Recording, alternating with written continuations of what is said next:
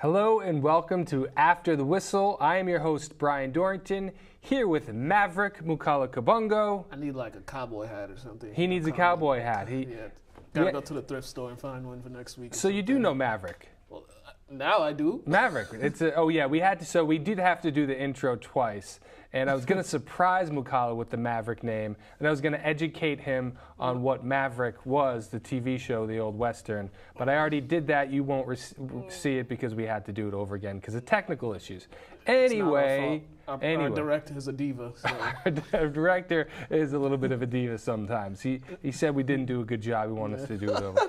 Anyway, let's talk some sports. We got the LA Rams making some big moves again. Definitely the most active team. Why does the National Football League just always have to be the headlines throughout the year? The NFL just, it just takes over. There's never a week that goes by without an NFL news. After the draft, it'll settle down a little bit. You think? Yeah, I think it'll settle down a little bit until somebody gets arrested or something happens like that, or one of the owners says something crazy. So which they do all the time. They said one the other day too. Yeah, it happens. But let's talk about the Rams' newest acquisition, Ndamukong Suh, 1 year, $14 million, fully guaranteed. Thoughts? I need that contract. Yeah. That is a major signing for the Rams. They look like they're going all in for a Super Bowl run this coming season. And man, if I was coaching that team with all those personalities, I'd probably have gray hair by the second week of the season. And they're talking about adding another one, which we'll get to later in the show. But this looks like a team that's actually going to be made for Hollywood because we're going to have stories about them weekly just because of who they have. And they're bringing in names. Yeah, big names too, big-time players, big game guys, 2 defensive backs that are probably top 10. Both of them could be top 10. I would agree with that. They have Ndamukong Suh at one point. He was the best defensive tackle in the league. His rookie year, he had 10 sacks, and he was pretty dominant. And he's always a guy that's been double-teamed his whole career. So do you think this is a good move? Because basically they had to get rid of Sammy Watkins. Yeah. That's why Watkins isn't there. Yeah. I mean, he's never lived up to his potential. All those picks the Bills gave up to get him.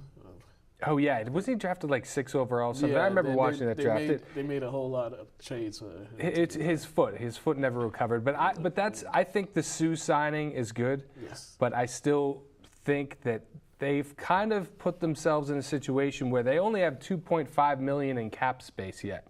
And they got a lot of young guys that you're going to have to sign in a few years. So they are in the win now mode, which is kind of confusing to me because they do have a young quarterback, they got a young running back, and they got a young coach.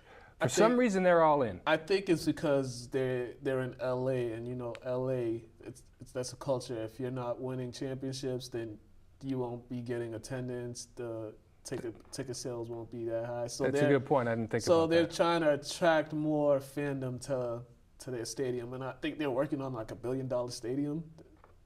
They're still working on that stadium. It's being, I don't know, I think it's going to open like 2020 or something like that. So they're just setting it up so they could have the fan base for the stadium that they're building. But I can't be mad at them for this move because they're offensively, they were fine last year. Defensively, they had a solid defense last year, but this only adds to them because they did lose 2 key players on defense via trades. So by adding this guy, now we're going to see just how dominant Sam Darnold is going to be. He was already dominant last year. Sam Darnold? I mean, you got drafted in the brain. See? Aaron Donald. Whoops, my bad. We're going to see how dominant he could be because the guy, the teams are going to have to choose. Are you going to double Sam? I keep saying Sam. Aaron Donald, or are you going to double team Suh? So pick your poison because you can't block either of those guys with just one person. So the only thing is they run a 3-4 defensive scheme. And Suh has never played in a 3-4 defensive scheme. I think a guy like Suh will be able to adapt to it, but he'll be playing a lot of, over center a lot in the nose tackle position. It'll be a new position for him. I think he can handle it. He might even be better suited for that type of position at this point of his career, but it is going to be a new type of defense for him to work with. I don't think it's going to be an issue. I think that I mean, do they have? Is there a better defense in the NFL right now? I don't think so. No, I think all the good defenses right now is in the NFC right now. At the NFC, yeah, absolutely. And with the Rams, it's definitely gonna be interesting. I think we're gonna see them like the first month of the season. I'm just not gonna pay attention to them. I'm gonna see once October, November comes around. That's when you see teams starting to come together and how we'll see what teams really are. So we're gonna see how good this defense is really gonna be by late October, early November. We're gonna see this team at its full force. So that's something to look forward to. I'll just end this with sorry Jimmy G, because that NFC West, he's gonna get eaten up whenever he plays them. He's gonna get sacked and he's gonna get picked off and he's gonna get hurt. He's gonna get hurt by the Rams. That's another thing I wanted to bring up. Do you think this is all a Jimmy G factor? Because all these moves. I'd be more worried about Russell Wilson, but. Russell Wilson, he's been running for his life the past 2 seasons. He hasn't had an offensive line, so I don't think so. I think teams kind of saw Jimmy G and what he did, and then he got the contract, so it was like, okay, this guy is going to be there for a while, and he's shown that he's a competent quarterback. He can move. He can get the ball down the field. So I think these defensive moves is probably to, Or maybe realize that they got something for the pickings. Maybe this guy's still a little bit green, and they can get after him, and they get, I mean, 49ers are going to be a better team this year. Yeah, definitely. So that NFC West is, it's pretty wide open. Yeah, I mean, depending upon if the Cardinals land a top quarterback, if they can trade up, who knows? I've heard about them trading up to the number 2 pick. But it is going to be an interesting division to watch. Yeah, it is. It's always been interesting, but now it just adds more because you have the drama in Seattle, the players leaving. Sherman playing for the Niners now. Taking shots at the coach and all that. Jimmy Graham's gone. He was never a factor to me. I don't think he was. But he's been a Pro Bowler there. Anyways, but that NFC West is definitely going to be an interesting conference. So okay, let's stay with the NFC and let's talk about the other big name. It's rumored that Odell Beckham, OBJ, possibly the number 1 receiver, definitely number 1, 2, or 3 receiver, might get traded. The asking price reportedly right now is pretty high. 2 first-round picks. I don't think they'll get 2 first-round picks out of him. Maybe a first and a third, first and a fourth, or something for. Who knows? It depends. It depends really what the asking price is. But this is a guy coming off of an ankle injury. Was it an ankle? I think it was an ankle. That got him out I think he had ankle surgery. Wasn't it? Why did I think it was something with his patella or something? I don't know. You could be right. I thought it was ankle surgery. Anyway, he's coming. I know he did have surgery. He's coming off an injured. You'll never know how soon he's going to be that next year. But his stock will never be higher. And and if I'm the Giants, I'm listening. Yeah. I'm listening to offers, especially when the Giants are in rebuild mode. If they can get some more draft picks out of this, I would, and I don't like. And he's a tough personality, so if it were me and I could trade him for a first and a second, a first and a third, I would do it. What do you think? Being in Hollywood, OBJ in Hollywood, that is just. So you're thinking the Rams. Television. So you're thinking he's going to go to the Rams. This is just made for ratings. But they can't afford him. Made for a whole lot of stuff. Imagine Odell Beckham. It would be good. Marcus Peters, Aqib Talib, and Ndamukong Suh. How could you coach those personalities? So many personalities. That's like typical Hollywood. That's literally a reality TV show right there. Yeah, this is like made for reality TV. And OBJ, if OBJ goes there, you'll see the Rams on national TV games more than you did last year. I think everybody will be going to the Rams game if he goes there, because say what you want about him, besides the antics, he is a star. He does draw a lot of attention. No question about it. And this is in New York, a huge market. He was able to do that. If he goes to LA, it'll be good for him and his brand as well, because it'll just elevate it as long as he does the on-field stuff. Because I don't know if you've seen the Giants without him in the lineup. They were abysmal. Oh, yeah. And, I mean, they had a few other issues than that. They didn't have anybody to run the ball either. I mean, Eli's aging. Yeah. But I don't think that it can work with the Rams. They have, like I said earlier, they have $2.5 million in cap space, left. They're going to have to unload a bunch of contracts. I just don't think it can work. If he's going somewhere, he's probably going to go to the Browns because the Browns have the draft stock that the Giants would be interested in. Definitely. They have the money, and they signed Jarvis Landry, who, of course, was a college teammate of Odell Beckham Jr. So he's trying to recruit him to the Browns. If he ends up anywhere, I think it would probably be Cleveland. I'm pretty sure the Giants are listening to all offers from They each will be, team. yeah. And if I'm teams like the Browns or the Rams, especially if I'm the Browns, I'm finding a way to get him there because, I mean, well, who's the last major star the Browns had, or who? Tim Couch. Tim Couch and Willie Green. Yeah, those guys. Yeah, Trent Richardson. Woo. Sorry, Cleveland. Oh my Sorry, goodness. Cleveland. So Cleveland, I think the Cleveland, if they're, some GMs I just don't understand. If they want attention, if they want to be competitive, because OBJ is a pretty competitive player, and adding him to that receiving core would help them exponentially. Well, I think I know what's going to happen. We'll talk about that later in the show. Yeah. Now we'll talk some more NFL news, some rule changes. Why don't you give us a little bit of background on what's going on? So they've changed the catch rule. I don't know why. I don't know why people found it so hard to understand. I knew what a catch was. Everybody knew what a catch was. I'm not a football genius. Yeah. I'm a watcher. I love the sport. I know what a catch is. You have to survive the ground. You have to hold the possession. It can't move around and it can't touch the ground. Yeah. And you have to have 2 feet in, or an elbow, or a knee, or something like that. It was never hard for me to tell what a catch was, and I'm not a genius. The first time I ever remember of a play being a catch, and then it turned out it wasn't a catch, was 1999 Tampa Bay against the Rams. I think it was the NFC Championship game. Burt Emanuel. He caught a pass. He caught it. It was one of those diving plays. He caught it, and the ball, it just hit the ground. But it wasn't like it moved or anything. Right. It just he caught it, and then as he was going down, it hit the ground. But he had possession of it. The ball never moved, and you could clearly see it was a catch. But they ruled it not a catch. So ever since then, I've been confused.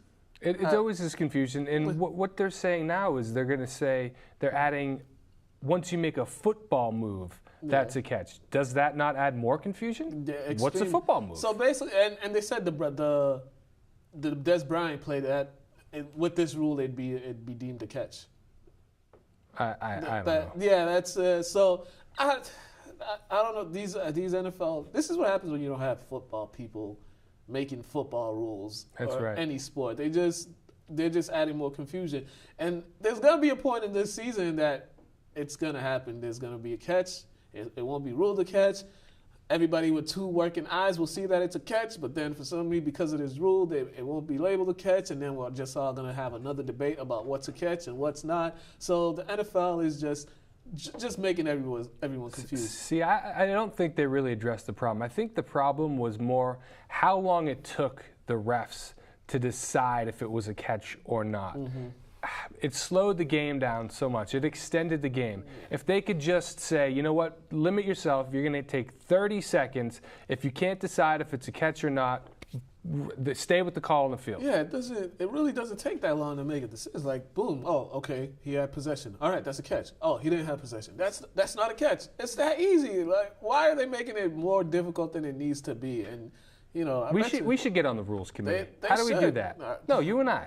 We'll petition. We need to write a letter. We'll write a letter for somebody. Offices, drive over to New York to the NFL offices and do something about that. Okay, I'm in. And there was another rule change, the targeted rule. This one, I can't remember. This is even more confusing. I don't think this rule's finalized yet. No, I don't think it is, but it probably will be from the sound of it. And it's just another, rule implemented to limit what defensive players can do.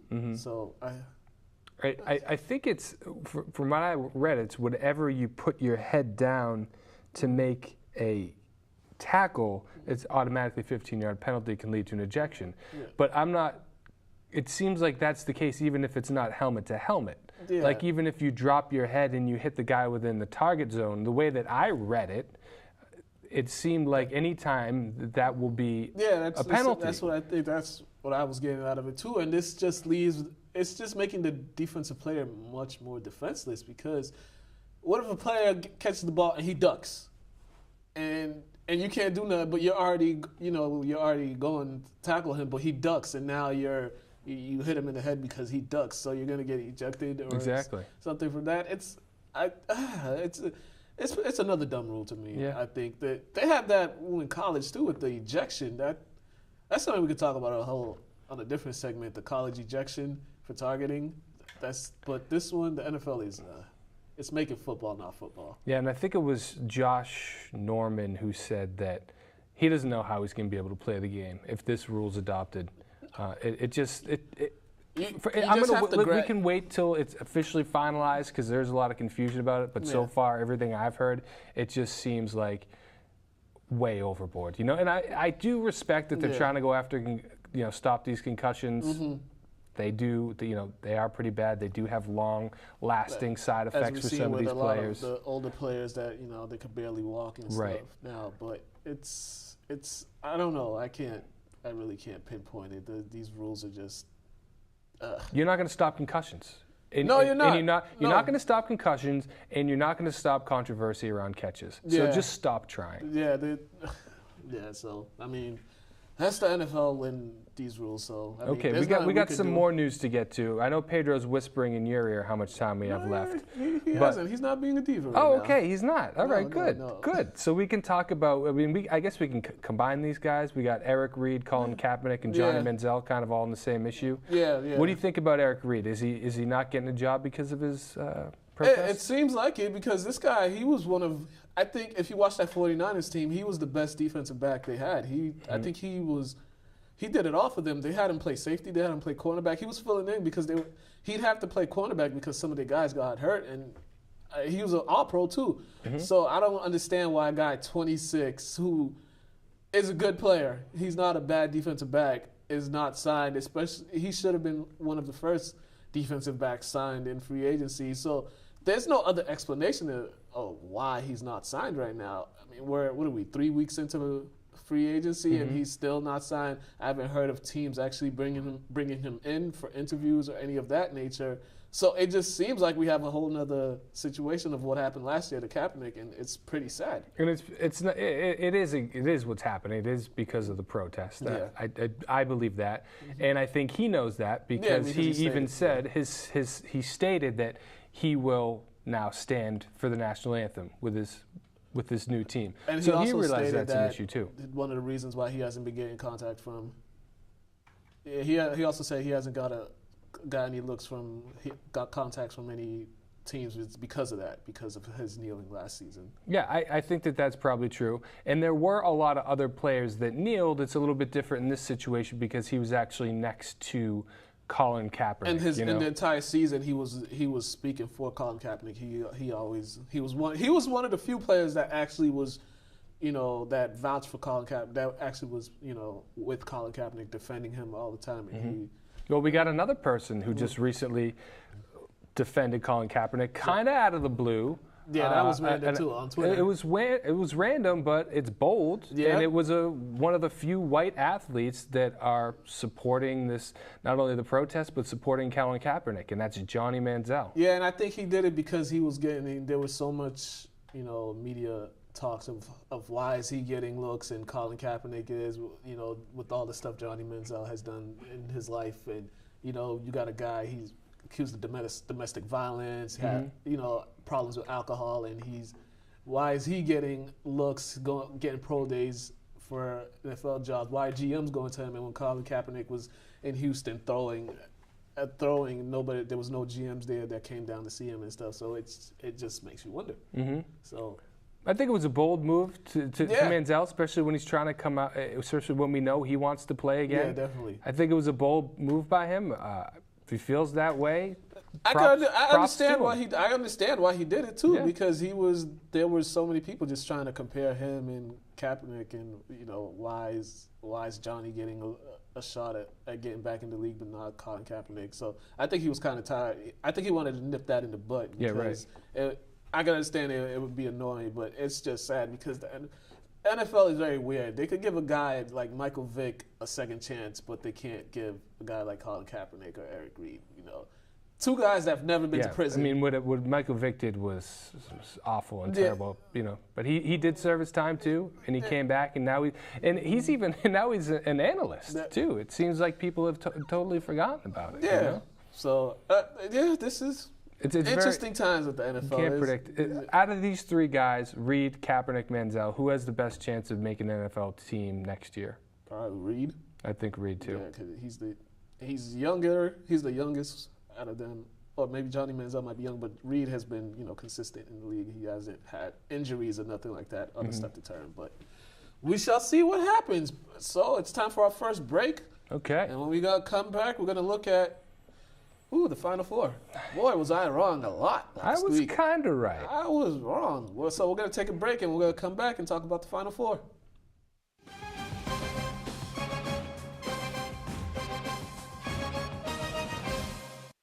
And we are back. We're going to talk about the best time of the year. The Final Four is finally here after 2 weeks of me being wrong and ripping my bracket. Press Virginia? Press Virginia? You remember that from last episode? Well, luckily we don't have that video. We don't have that video. I didn't have time to pull that one We up. couldn't do it because my computer's a little under service. So. Yeah, that's exactly why. Pedro, if you could pull up me and Brian's Final Four picture, you can see that we both only had one team, right, in the Final Four, and I think that was Michigan. Yeah, we both. Well, I have Michigan in the championship. I had them in the Final Four. Look at my Final Four. That's not bad. Look at that Final Four, though. Oh, but you got Villanova in the Final Four. No, I did not. Oh, you don't have. Okay, I'm reading this wrong. West Virginia. So look, I have Michigan still in the final. That could happen. That's pretty good. If Michigan gets to the final. Yeah. I would be satisfied with that. I do fill out two brackets, and I'm in a big, large office pool in another place. I don't have any proof to back this up here. I can show you offline. So there's no but I'm pictures sitting and in videos fourth place. I'm sitting because I do two brackets every year. I'm sitting in fourth place if Villanova wins. All right, so this Final Four matchup, the first game will be Michigan versus Loyola. What are your thoughts on this game? Because this is an interesting matchup. Well, I picked Michigan to make it to the championship when this whole thing started. They've looked like one of the two most dominant teams. I think Villanova and Michigan have looked like the two most dominant teams in the tournament. Yeah. They can hit threes. They can play defense. They've got a pretty deep bench. I just don't see Loyola Chicago being able to handle these guys. I think it'll be a close game. Both of these teams have been in some close games, but for me, I think that Michigan is the clear favorite here. Yeah, Michigan's the favorite. Loyola is a very competitive team, a very veteran team. Both of these teams are actually a veteran team, so this is made to be a solid matchup. Look at those threes right there. Yeah, especially with the guard play. Michigan's guards are pretty. Matthews and Simpson, they've been pretty dominant. Simpson, their point guard, he's a solid floor general. He doesn't turn the ball over at point guard. He actually creates for his players. And the two guys from Michigan that I'm looking at is my favorite name, Muhammad Ali Abdul-Rahman. Yes, that is a good name. And the German. Those two guys. We never remember his name. Mo Wagner. Wagner. I don't know how it works in Germany with, It's supposed to be Wagner in Germany, but I think Wagner you pronounce it with Wagner. the W, but yeah. So those two guys, they need to step up. Wagner did not have a good game the last game in the Elite Eight, so he needs to step it up for this game because this Loyola Chicago team, they've shown they're aggressive, and they're not a fluke. Yeah, if you're not on your A game, you might get ran out the building because they did have a 20-point lead on Kansas State the other day. So this Loyola team, they're going to be a tough team to beat, but I think this game is going to come down to the wire. It will. It'll be a fun game. I think we'll see a lot of offense. I think we'll see a lot of lead changes, a lot of threes. I'm really. And if you look at it too, these teams are evenly matched. Yeah, they really are. Each position, especially the guards in the front court. Loyola may have a small size advantage in the front court because of their big man. He's a huge dude. I don't know nobody on that team's name except for Dante Ingram. But they have a center. He's pretty huge. So that's going to be a little problem for Mo Wagner because he doesn't have the...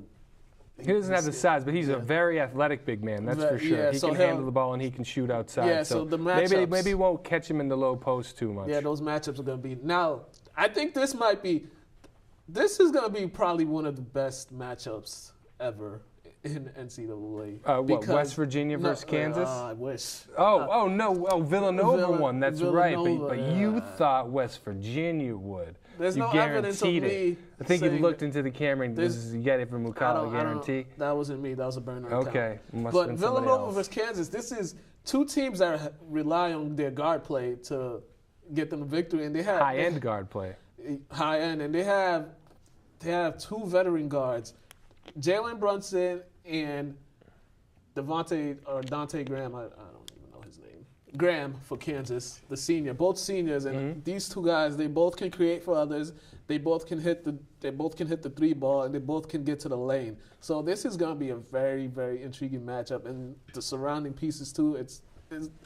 This might be both of these games. I think will come down to the wire.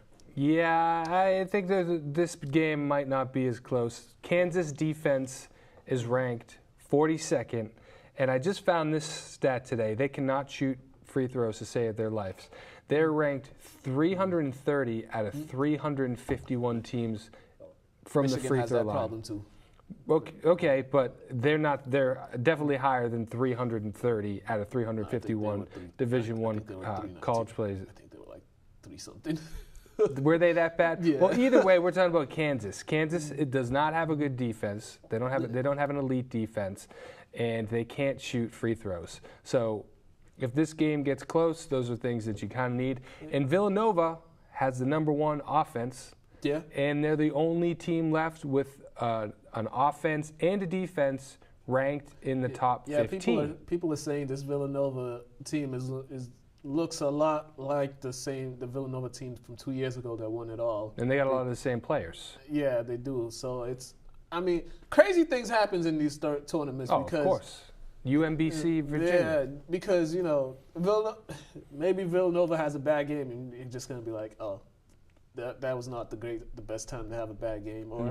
Or it could be a rout. But I think this game is going to be very close. The matchup-wise, it's going to be, I think I like it. Well, they did what they were supposed to do. 2 #1 seeds, they got there. Yeah, so, at least we got 2 numbers. It looks like the right side of the bracket was the hardest part in this region, in this whole tournament. Yeah, they did. Well, they went the way that it's supposed to. They went with the seeding. Yeah. It didn't go as planned in the, the South region, Loyola Chicago, which is great. You have a little bit of everything here. You got the Cinderellas, the underdogs in Loyola. You got the 2, blue chip programs in Villanova and Kansas, and then you got the up-and-coming Michigan Big Ten. All right, yeah. So the Final Four tomorrow, so everybody check that out. So now we're going to get into our Athletes Corner segment. We had my hated rivals back, the Lynn Classical Lady Rams. These ladies are hilarious. I had fun talking with them and their coach. So check out Athletes Corner.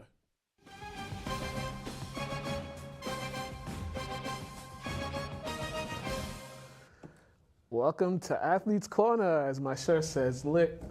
We got a lit episode today. I got some wild rivals of mine over here. They're back. They're back for another one. So we have the NEC champs here, Lynn Classical Lady Rams here. Yes. I got Coach Tom Sawyer. I got Senior Paris Wilkey, who's like, I don't know, she's almost owns this place. She's always here. Got Jeylly. What's going on? Nothing. Everything's good. I have Jazzmine. What's going on? Hi. And I have Irianis. I said it right?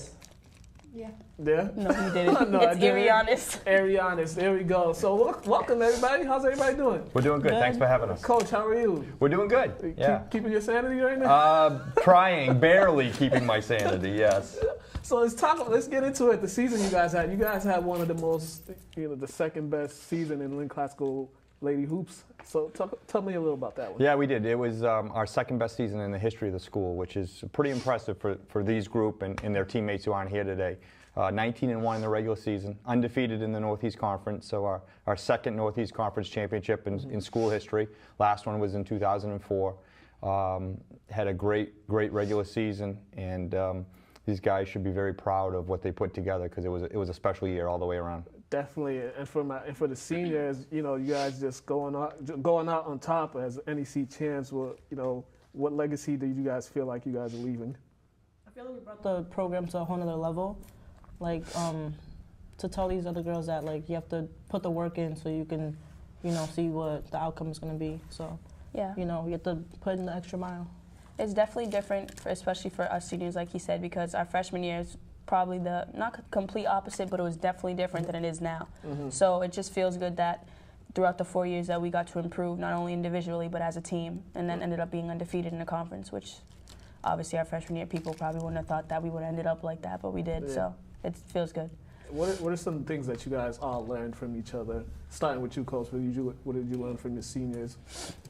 What I learned, which I probably already know, but they reinforced, is if you put in the work, it's like anything in life. If you put in the work and you do the work, 9 times out of 10 you'll get the results you're looking for. Not always, but 9 times out of 10 you'll get the results. In this particular team, in this particular group, especially the seniors, but even some of the underclassmen, they put in the work year-round, working on their basketball games while they were doing jobs and maybe playing other sports. They put in the work, and I was happy to see that hopefully they understand that when you do the work, odds are that you'll get the results that you're looking for. Jazzmine, as a junior, what did you gain from playing with these seniors? I gained a lot of confidence, and how did it help you get better on the court? It made me. I don't know what to say. It made me Work harder, play smarter. What kind of improvements did you have from, you know, your freshman year to your junior year? What improvements did you have in your game? My basketball IQ went up. Working hard, putting the effort in. I knew that I had to step up this year for my seniors. And now you're going to be in that role next year. You're going to be the senior. You're going to be looked on as the leader. So what kind of things, you know, just from watching these three, what are you going to memorize and know that you should be doing on the court as far as being a senior leader? Like what Paris said, off season, we have to really put the work in. And on the court, just have to be a team leader and tell the underclassmen what to do.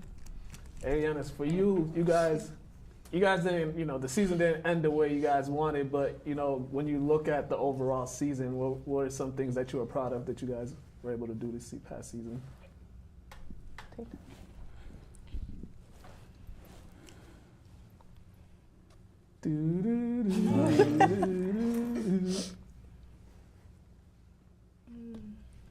What are you going to remember about this season?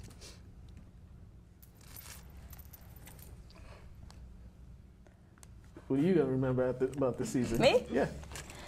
Just the difference between the freshman year, and the transition from each year, how we've gotten better. Literally, it's been a better record after every year. So I'll definitely remember that, and remember how when you do things differently in the off season, when you work harder and work more together during the off season, how much better you produce in the regular season. Can you two speak on, you know, your teammates, especially Jazzmine being a junior? What are some of the things that you think she should improve on as you guys leave? Want to start? I just think that she has to be more confident in herself. She can be that point guard. She can be the one that leads that team. I can see that in her, and I've known that since when I would get subbed out or something. I tell her, like, be the point guard, run the show. Like, you can do it. Just calm down and take your time and do what you got to do. But this offseason, I think she just go to a team and try to play that role more often, you know, because she wasn't used to it. I was the point guard and she was, you know, the two. So that's like me, my junior year. That was my first year as a point guard. I didn't know what to do. I didn't know what to expect.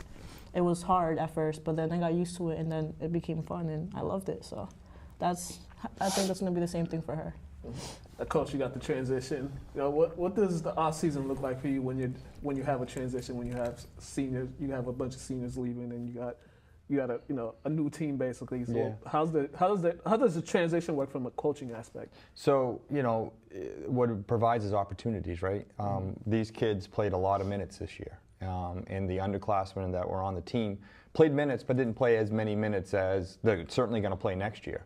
So they're going to have to work on their game. You know, obviously we're limited in what we can do as coaches, to comply with the rules.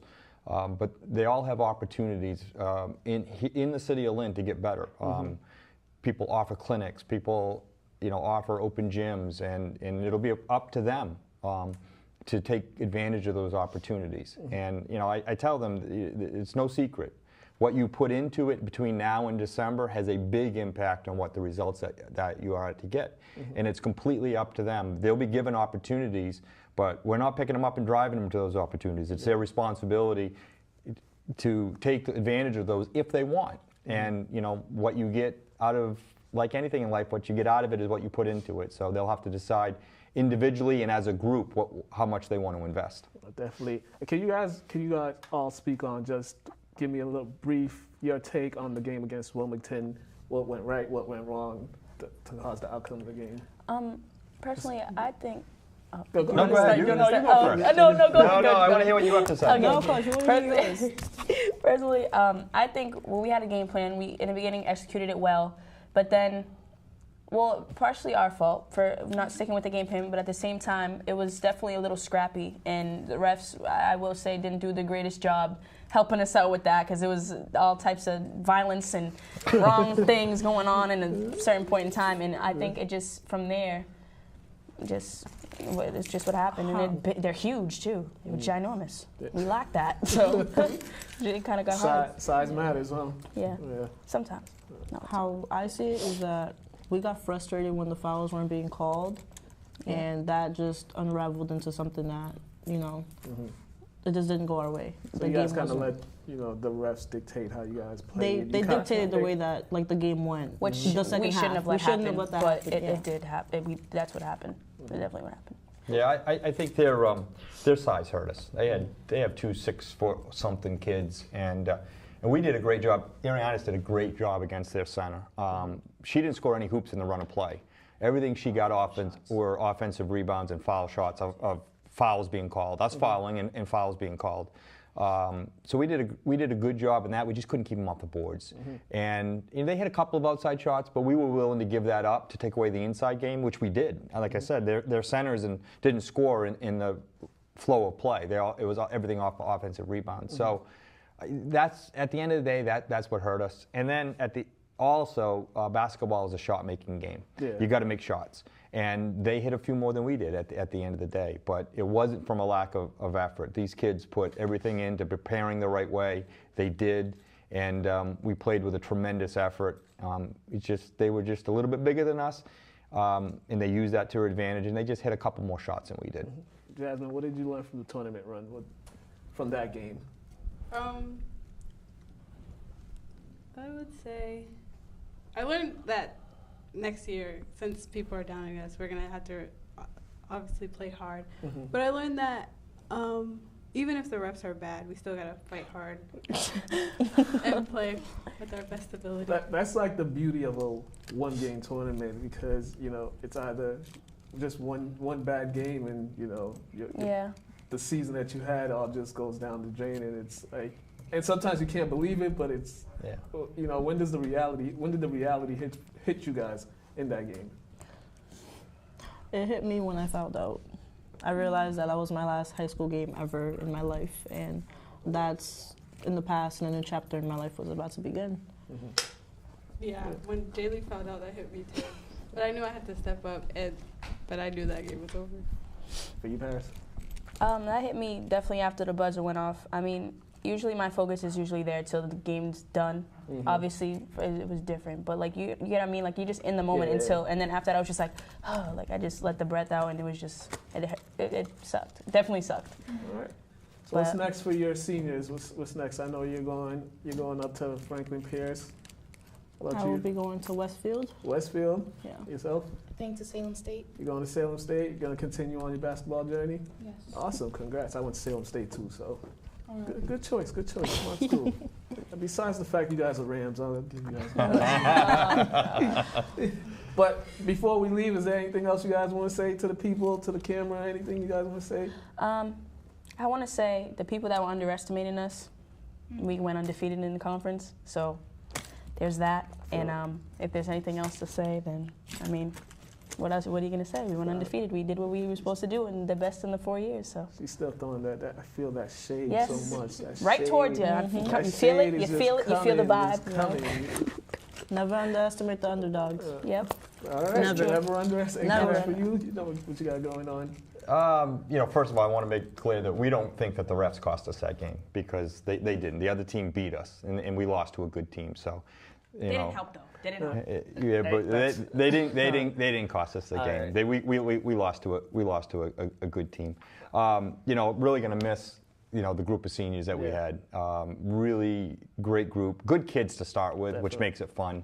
A group that really cared about basketball. So as a coach, you love that. Yeah. Good students. For the most part, don't have to take care of any issues within the school building. For the most part. So that makes it fun, and all those things. That's what makes it fun, and that's why we do this. To have fun. Hopefully, help them along the way in their journey as they prepare for their next thing. So really enjoyable experience with this group of seniors, and then for our underclassmen, and we look forward to next year. Awesome. Well, they're giving me the wrap-up sign, so we gotta go. We've been lit on this episode of Athletes Corner. Got the hated Rams here. Bulldogs all the way. Back to Brian. Oh, goodness.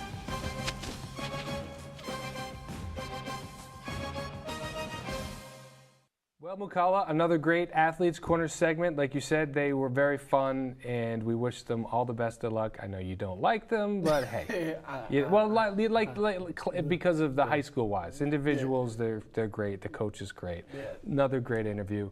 Let's talk about baseball, because I guess we have to. I mean, we won't spend much time on this. But we won't spend much time on it. Just talk about the Red Sox losing opening day, 4-6 to the Blue Jays, who aren't really projected to. No, I said Blue Jays. You said Blue Jays. Blue Rays. Blue Rays, the Tampa Bay Blue Rays, the place where old retired people go. So is it Tampa or is that? Yeah, I think it's Tampa. Tampa or Boca, one of them. Well, any close. Place in Florida, I think it's the same. Yeah, so which is what my goal is one day, of course. Yeah, Red Sox once again bullpen it's the issue. It was the issue last year. It's the issue this year again, and the bullpen let them down, and they lose 4-6 on opening day. But for them, there's 100 and some odd games left. So I mean, it really is hard for me to care about baseball when we've got the Final Four, NBA playoffs, and NFL playoffs. Like opening day. Opening day used to be a big thing for me, but like right now, it's like there's 161 games left or whatever it is. Yeah. It was great being able to see Chris Sale look like he got amazing time.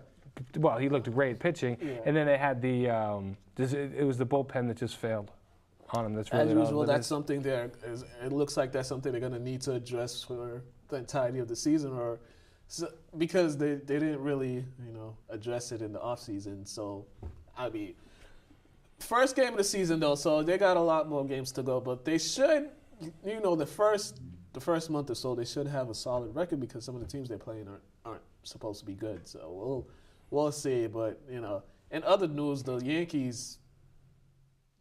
Giancarlo Stanton, his first at bat, he had a home run. He had 2 home runs yesterday. I said it before, the Yankees look like they're probably going to win the World Series, and yesterday just reaffirmed that. I don't think I've heard you say that before. I said that the one time we talked about baseball. Not on this show. And we'll have to dig that up from the archives. We'll see. But the Yankees, they're going to be a problem for a lot of people, especially with Judge and Stanton. Well, in October, I'll care more about baseball. I'm sorry. Enough sorry, baseball. Folks at home, if we got a lot of baseball fans. It's just NHL too playoffs, that's your sport right there. This is what I'm excited about. So tell me what's going on in the NHL-wise. Well, the Bruins are now sitting pretty as the number 1 team in the East. Okay. We've got Bergeron's back, but we still listen to who's still out, and right now we're a point ahead of Tampa Bay without Chara, McAvoy, Nash, DeBrusk, and Backus. Good news is everybody besides Nash is skating, and they'll most likely all be back for the playoffs. But if all these guys are healthy, anything less than a Stanley Cup title is going to be a disappointment, at least in my mind, because this looks like the best team in hockey. Right now, you've got Pasternak playing out of his mind. Yeah. Donato's come on from the Olympics to Harvard to here. He's looked like he's brought a new shot of life into this. Marshawn's still playing at his top. Tuca's playing great. There was actually almost a goalie fight between Tuca. Nice. I love goalie fights. I love fights. Well, the goalie fights are the best. I remember the Miller-Bernier fight. I've never seen a goalie fight before. Few years ago, a long time. YouTube it. Oh yeah, you got to YouTube goalie fights. Those are the best events in any sports when those happen. They were really funny. You just got to put like Keystone Cop music to it and speed it up. If you watch it that way, it's much more satisfying. But yeah, I think if the Bruins are healthy, they have no excuse not to run the table. What teams will be a roadblock for them? I've heard the Nashville Capitals, looks good. In the East. Yeah, in the East, I've yeah. heard the Capitals Tampa Bay.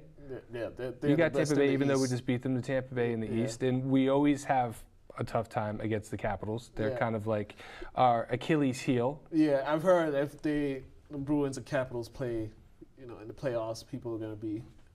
I know Bruins fans are going to be sweating up. I'll be sweating, of course. Yeah, for some reason the Capitals got Is our, it out our game. matchup-wise? Or Don't know what it is. Is it psychological? Don't know.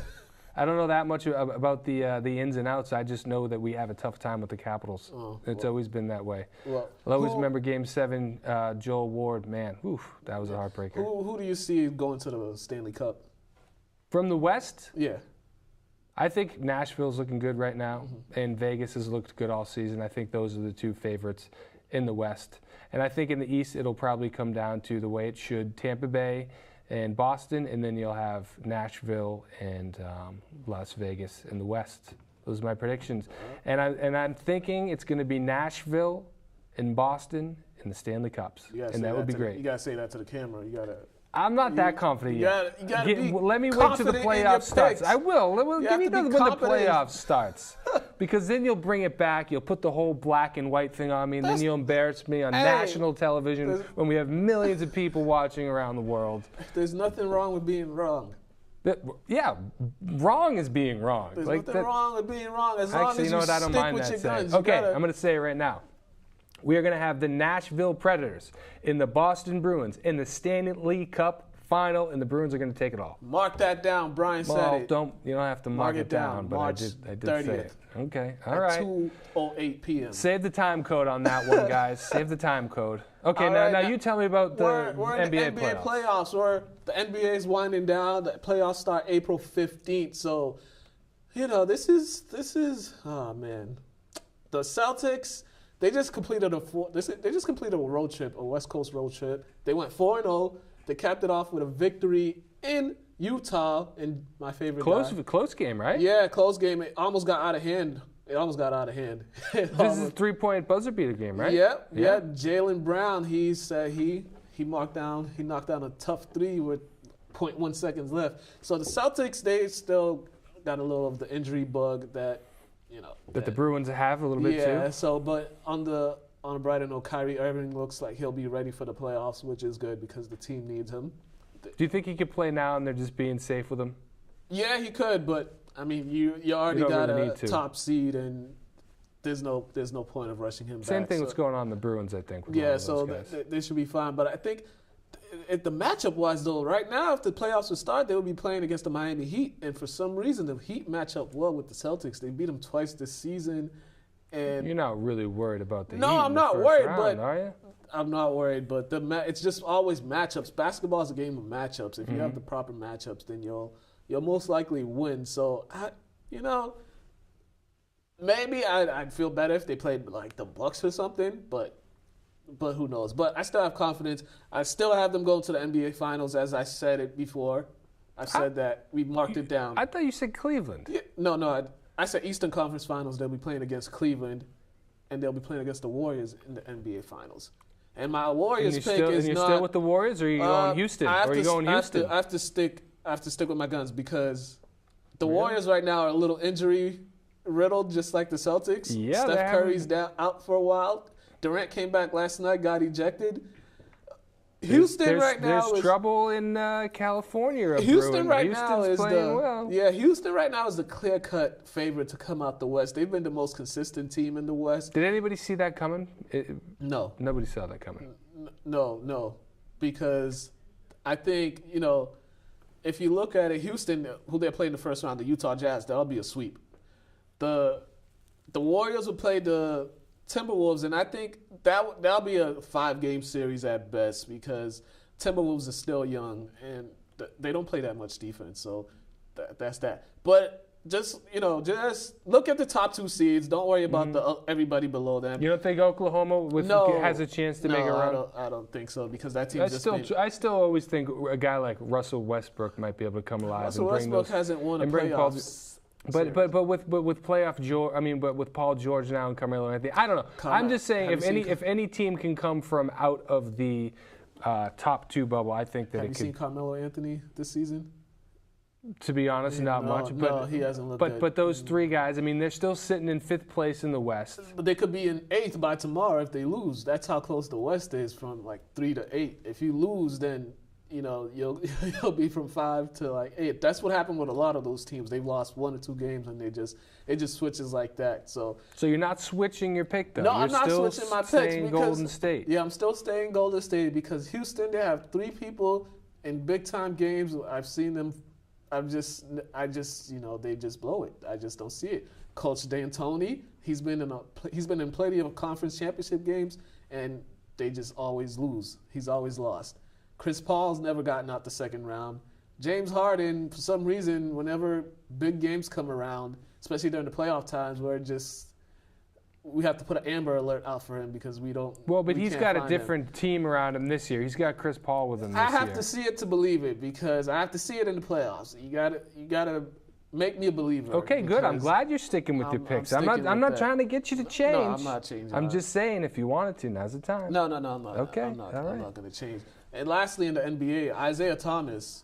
Woo, he can't catch a break. Having another hip surgery. That poor guy. Yeah, and he was. Man, I feel bad for him because I do feel bad for him because he's just looked like he went from up here to just. I mean, they were talking about MVP last season MVP, for the guy. He was about to get a big contract, and now I don't think he's ever gonna get a big contract. I don't think we're ever gonna see the IT we saw last year. I mean, he didn't play bad. He had a few good games with the Lakers. Yeah, he did, but I just don't think we're gonna see the same IT we saw last year, especially when your hip is not right. So no, yeah, that's gonna be tough. Yeah, so he's gonna be. They're gonna shut him down for the season. He's gonna be a free agent. So I don't know. Maybe he'll go into announcing or something. I don't know what the market was gonna be for him. Somebody will pick him up, but I just don't know if he's gonna get that big contract that he's looking for because of this hip injury that he's having. Might be coming off the bench. That's. If he comes back with the Lakers, he's definitely going to be coming off the bench. Mm-hmm. Or I mean, maybe the Celtics will bring him back, but he's still going to come off the bench. He's mentioned that, I think, right? I mean, if he comes back here, he's going to come off the bench. Oh, of course he will. Because there's no way he's starting. So, I mean, the guy. Doesn't this trade make the Celtics look like they robbed the Cavs? Of course it does. It makes them look like geniuses. Because they pretty much traded. They are geniuses. They traded away a guy that I don't even think he's played 40 games.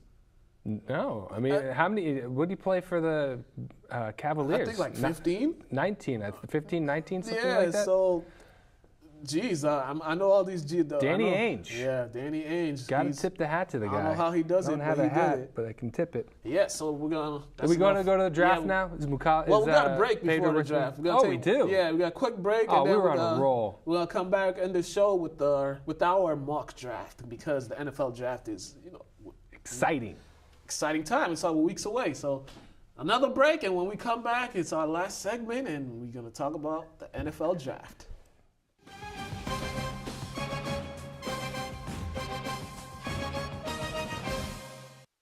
All right, we're back. We're talking NFL draft, and it's just weeks away. April is right around the corner. Well, people are going to be watching this in April. We're filming this at the second to last day in March, and people are going to be watching this in April. So, it's April. Happy April, people. April Fools, don't get fooled. A lot of stuff. Easter's on Sunday. April Fools, the rent's due. Or Easter was on Sunday, depending upon when you're watching this. How do you want to handle this draft thing? You want to read your top 10, and then I'll criticize it, and I'll read mine, and you can criticize it? Go ahead. Yeah. Listen, all right, so, my mock draft, the top 10 picks right now.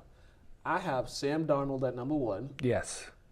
I was intrigued. I was gonna say a tackle on here for number 2, But I'm going Saquon Barkley at number 2. Okay. Josh Allen at number 3, which I don't. It's a toss-up. I'm not a Josh Allen guy, but I'm just going. This is what I'm going by, thinking what these GMs are going to be thinking. Bradley Chubb at number 4, Minkah Fitzpatrick at number 5, Quentin Nelson at number 6, Denzel Ward 7, Tremont Edmonds at 8, Derwin James at 9, and Vita Vea at 10. There you go. So mine's a little different because I got something in here, and I want you to see what you think about it. So I got Darnold as number 1. Okay. I think that the Giants have to replace JPP, so they'll go with Chubb. Jets, I got Rosen. Yeah, I wouldn't be surprised which one they would go with. But the Giants are going to come in and they're going to trade Beckham, and they're going to come in. They're going to get the 4th pick again from the Browns. Okay. And here's where they're going to come in, and they're going to take Allen. Do you see that happening? I mean, why not? I can see. So that way the Giants. I mean, they get rid of Beckham. Yeah. The Browns, they got tons of draft stock, and then the Browns can. I mean, the Giants can get the quarterback of the future that they need, as well as a replacement for JPP. It's a win-win-win. You really thought this through. I really thought this through. I actually woke up in the middle of the night with it, and I had to write it down on a piece of paper so I wouldn't forget. Brian, the GM, he's already making breaking news. I'm making trades. This will be good. Trades, making moves. So, but this has an impact. So now the Broncos, they got to take a quarterback, right? They got to go with Mayfield. Quentin Nelson, of course, they need somebody to protect Andrew Luck. Yeah, Quentin Nelson is the guy. If he's on the board, you got to take him if you're the Colts. Andrew Luck has been, they've done a terrible job actually keeping him safe. They really have. But what name haven't I mentioned yet? Who fell here? Who fell? Barkley. Oh, yeah. Barkley, in my draft, he's sitting at number 7 for Tampa Bay. Could you believe that? Tampa Bay, I'm sure they were thinking defense. Yeah. But you see Saquon Barkley, he falls to you at the number 7. I mean, you got to take the best guy on the board. If he falls at number 7, that they definitely need to take him because they need a lot of playmakers. That's what on I'm the saying. Offensive side, especially since they just lost their running back. Yeah, that's what I'm saying. So. And then I have this one is a little bit. I don't know if you'll agree with this, but I got the Chicago taking Mike McGlinchey from he's the tackle from Notre Dame. Okay. He's projected as a mid to late pick, but I think that they're building an offense around Trubisky, and he's probably the best tackle that's in this draft. So I wouldn't be surprised if he gets drafted here because he can play the first day. And then I got San Francisco going with Minkah because he fell in this draft too. And then the Raiders, they need a quarterback, a cornerback, and I think that they're going to go with Denzel Ward. Denzel Ward, or the guy from Iowa. The guy from Josh Jackson. Jackson or whatever his name was. It was Jocelyn. But so that's our the mock Josh draft. from Axler. Yeah, listen it's to our our top mock 10. draft. We're better than the experts. I like mine. I like my trade. All right. Yeah. Am I starting to hear the music play? Does that mean it's over? Are we done? We gotta go. It's time to. We gotta wrap it up already. It's all right. So you guys have been watching After the Whistle. I'm your host Mukala Kabongo, along with Brian Dorrington. Happy Easter, everybody. Pedro's a diva. I just want to let everybody know that. Go to the website, www.lyntv.org. Go to Facebook, Twitter, Lynn Community Television. Subscribe to the YouTube channel. Check us out. Check out all the videos and everything we've done. And we'll see you when we see you guys. Have a good one. I could listen to that outro all day.